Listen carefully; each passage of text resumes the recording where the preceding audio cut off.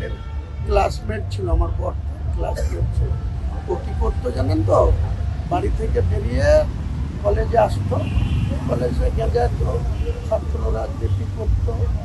ওই করতে করতে যার একটু চকচকে সাইকেল দেখতো, তখনকার দিনে একটা সাইকেলের দাম ছিল 50 টাকা।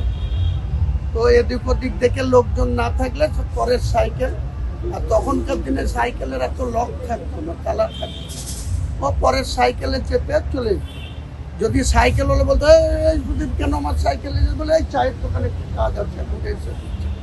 আর যদি সে না দেখতো তাহলে ওই সাইকেলটা গিয়ে 30 টাকায় বিক্রি।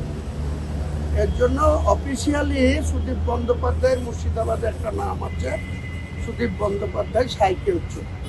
এটা আমি আপনাকে জোরের সাথে বলছি, ওর যদি হিম্মত থাকে তাহলে মুর্শিদাবাদের মাটিতে গিয়ে আমার বিরুদ্ধে বলবে, আর আমি প্রমাণ করে দেবো। কারণ যাদের সাইকেল চুরি করেছে তারা অধিকাংশ, ওর বয়স 80 হয়ে গেছে, তাদেরও সেই সময় 80 হয়ে গেছে, কেউ পৃথিবী ছেড়ে চলে গেছে, কেউ আছে, তাদের তো ছেলে বা নাতি নাতনিরা আছে, তাদেরকে বললে যে আমার দাদুর সাইকেল চুরি করেছে।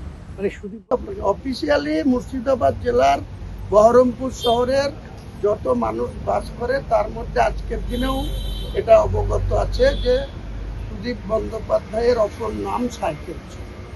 আচ্ছা, মমতা ফলো করুন theworld.in